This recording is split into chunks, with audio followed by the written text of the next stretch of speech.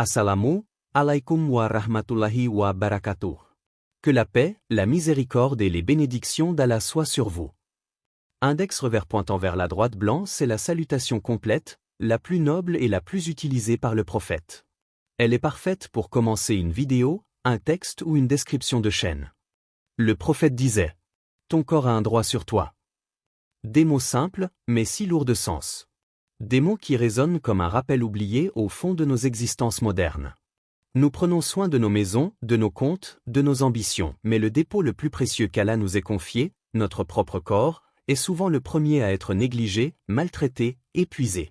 Le prophète nous enseignait que le corps n'est pas une propriété, mais une amana, un dépôt sacré entre nos mains, un bien prêté par Allah pour une durée limitée. Chaque souffle, chaque battement de cœur, chaque mouvement que nous accomplissons est un signe de sa générosité.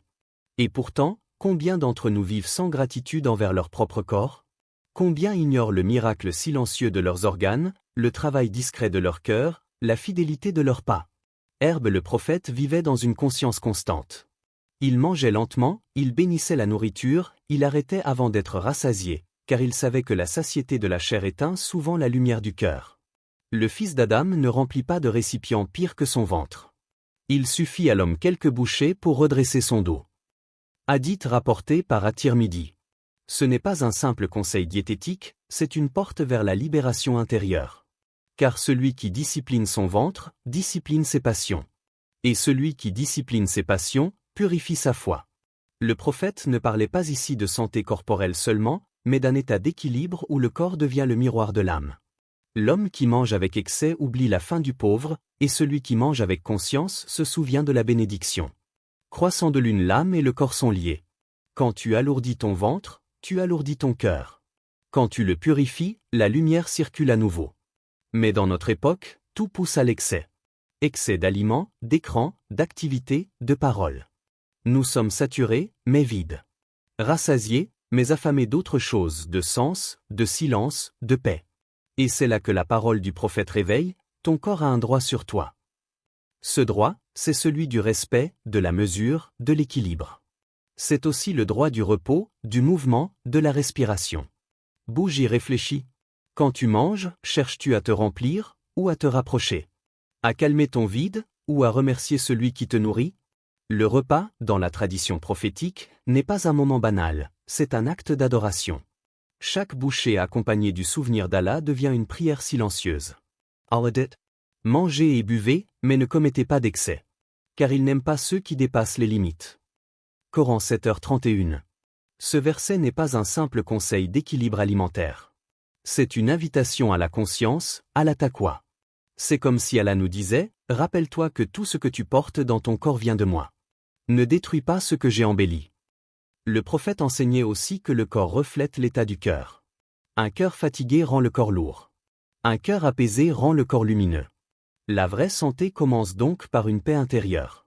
Épiderie histoire, un jour, un compagnon remarqua que le prophète mangeait avec 3 doigts, qu'il léchait ses doigts à la fin du repas, et qu'il ne rejetait jamais la nourriture qui lui était offerte, même simple ou modeste. Lorsqu'on lui demanda pourquoi, il répondit « C'est ainsi qu'Allah veut qu'on respecte sa bénédiction ». Ce geste humble portait un secret profond. La santé ne vient pas seulement de ce que tu manges, mais de la gratitude avec laquelle tu manges. La bénédiction d'un aliment dépend de ton intention. Dans le monde du prophète, chaque acte du quotidien était une occasion de se souvenir d'Allah. Dormir devenait une invocation, marcher devenait une réflexion, et manger devenait une reconnaissance. Aujourd'hui, nous avons oublié cette conscience. Nous mangeons sans regarder, buvons sans penser, nous remplissons sans bénir. Et nos cœurs deviennent lourds de tout ce qui ne nourrit pas l'âme. Mais le secret prophétique est simple, le corps est un temple de lumière. Quand tu le respectes, tu respectes celui qui l'a créé. Rose imagine. Si chaque fois que tu bois de l'eau, tu te rappelais que cette eau a parcouru la terre par la volonté d'Allah, descendant des nuages qu'il a commandés, et entrant dans ton corps pour donner vie à tes cellules. Boire deviendrait un acte sacré. Allah. Et c'est lui qui, du ciel, fait descendre pour vous une eau dont vous buvez, et dont croissent les plantes qui vous nourrissent. Coran 16, 10-11. Chaque gorgée devient alors un rappel. Et chaque souffle, un signe. Quand le prophète posait son regard sur son corps, il y voyait une création parfaite et éphémère. Il ne cherchait pas la force pour dominer, mais la force pour servir. Il disait: le croyant fort est meilleur et plus aimé d'Allah que le croyant faible, tout en ayant du bien dans chacun. Hadith rapporté par Muslim. La vraie force, c'est celle de la maîtrise de soi. Celle du cœur qui sait dire assez. Celle du corps qui sert la foi, et non la passion. Et c'est dans cette sobriété que naît la lumière intérieure. Une lumière qui ne se voit pas dans les muscles, mais dans le regard apaisé de celui qui vit en harmonie avec son Créateur. Le corps est une lettre qu'Allah t'a écrite, et chaque battement de ton cœur est un mot de sa miséricorde. Ne laisse pas ce message s'effacer dans le bruit du monde. Il existe un secret que le monde moderne redécouvre à peine, le jeûne Hassim. Aujourd'hui, on en parle dans les laboratoires, dans les conférences de santé, on le nomme intermittent, thérapeutique, purifiant. Mais ce que les chercheurs redécouvrent par l'expérience, le prophète Muhammad l'avait déjà révélé il y a plus de 14 siècles, dans une parole d'une simplicité lumineuse. Jeûnez, vous serez en bonne santé. Hadith rapporté par Ibn Majah. Ces mots ne parlent pas seulement de digestion ou de régénération, ils dévoilent une science spirituelle du corps et de l'âme, un savoir céleste, transmis à travers le souffle du prophète. Le jeûne n'est pas seulement une privation. C'est un retour à la vérité. C'est un moment où le corps se tait, et où l'âme recommence à parler. Quand le prophète jeûnait, il ne se limitait pas à s'abstenir de manger ou de boire. Il jeûnait du monde. Son ventre était vide, mais son cœur, plein. Il se retirait dans la sérénité, dans la prière, dans ces instants silencieux où le monde s'efface et où ne reste qu'Allah. Il disait: le jeûne est un bouclier. Un bouclier contre le feu du désir, contre les tempêtes de la colère, contre les excès de la vie qui brûlent notre paix intérieure. Chaque jour de jeûne est une bataille secrète. Une lutte silencieuse entre l'âme et le naf, entre la lumière et l'ombre, entre le besoin et la foi. Et celui qui gagne cette bataille intérieure ressent une douceur qu'aucun plaisir terrestre ne peut égaler.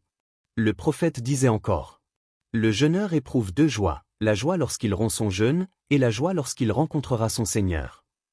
Cette double joie est le secret du jeûne, une paix immédiate dans le cœur, et une promesse éternelle dans l'au-delà.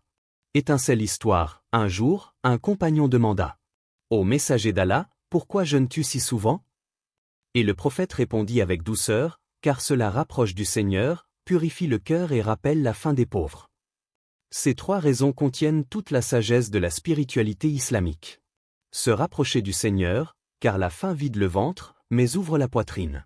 Purifier le cœur, car la privation du corps allège les désirs de l'âme. Et se souvenir des pauvres, car sentir la faim, c'est sentir l'humanité. Chaque estomac vide devient un miroir du monde. Chaque journée sans nourriture devient une école d'humilité. Le jeûne, c'est l'art d'apprendre à vivre sans dépendre de tout ce qui nous enchaîne. Mais au-delà du symbolique, il y a un miracle réel. Le corps en jeûne entre dans un état que la science commence à peine à comprendre. Le sang se purifie, les cellules se réparent, les toxines s'éliminent, le cœur se stabilise. Le prophète l'avait déjà annoncé. Jeûnez, vous serez en bonne santé. Mais sa parole cachait plus qu'un conseil physique, c'était une invitation à la guérison intérieure. Car le jeûne répare ce que la distraction a brisé. Il guérit ce que les excès ont abîmé.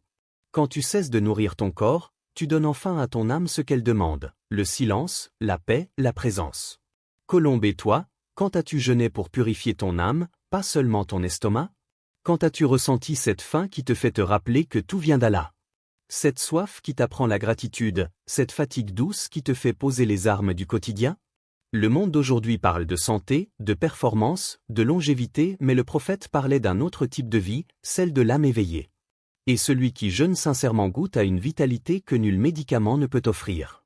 Allah dit: ô vous qui croyez, on vous a prescrit le jeûne comme on l'a prescrit à ceux qui vous ont précédés, afin que vous atteigniez la piété.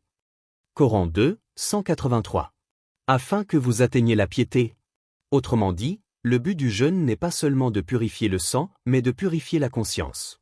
La fin n'est qu'un passage, la vraie destination, c'est la taqwa, cet état de vigilance intérieure où l'on se sent sous le regard d'Allah à chaque instant. Le jeûne n'est donc pas une simple obligation, c'est un outil de transformation. Chaque journée de privation devient un pas vers la lumière. Chaque heure de patience devient une semence de miséricorde. Crescent Moon Imagine. Un monde entier qui jeûne. Des millions de cœurs vides de nourriture, mais pleins de foi. Des millions de langues qui se retiennent, des yeux qui baissent le regard, des âmes qui s'élèvent. Ce monde existera et il existe déjà, chaque Ramadan. Pendant ces jours sacrés, le ciel s'ouvre, les cœurs se lavent et les âmes se souviennent. Mais le véritable secret, c'est que le jeûne ne s'arrête pas à Ramadan. Chaque jour où tu t'abstiens pour Allah, chaque fois que tu retiens une parole de colère, chaque instant où tu domines un désir, tu es en train de jeûner d'une manière que seul Allah voit. Et ce jeûne-là, invisible, est peut-être le plus aimé du ciel. Car le jeûne, en vérité, c'est le silence du monde en toi. C'est la suspension du bruit, le retour à ton essence. Lorsque ton ventre crie, ton âme parle. Lorsque tu retiens, tu entends. Lorsque tu te vides, tu découvres enfin la plénitude.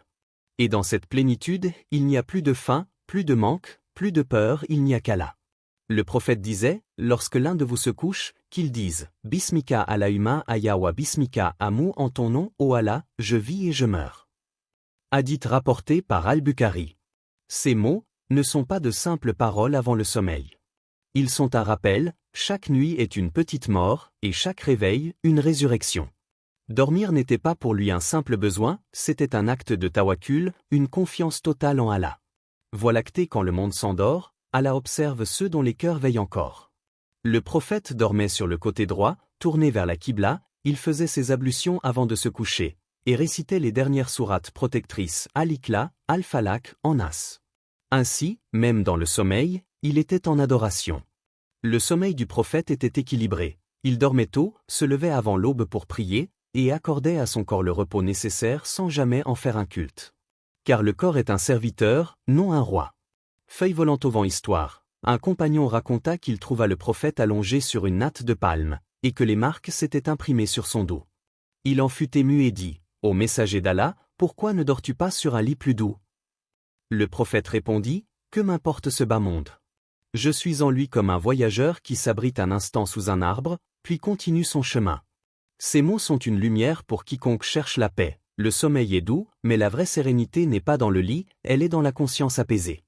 Étincelle réfléchie, combien de nuits passes-tu à t'endormir sans dire Alhamdoulilah ? Combien de matins oublies-tu de remercier celui qui t'a rendu ton âme ? Allah dit, c'est lui qui prend les âmes pendant leur sommeil, et celles qui ne meurent pas, il les retient jusqu'à un terme fixé. Coran 39, 42.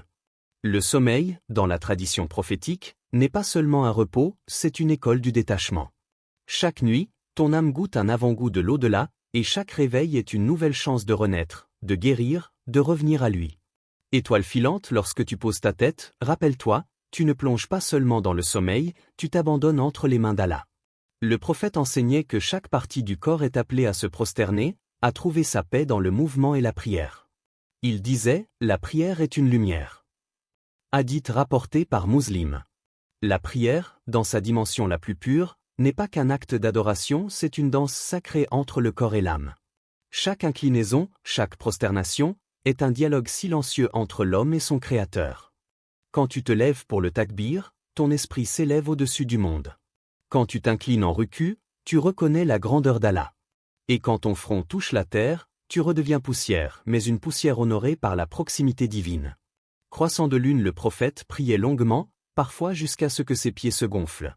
Quand on lui demanda pourquoi il se fatiguait ainsi alors qu'il était sans péché, il répondit, « Ne serais-je pas un serviteur reconnaissant ?» Hadith rapporté par Al-Bukhari. Ces mots renferment un secret. Le mouvement n'était pas pour lui une contrainte, mais une gratitude incarnée.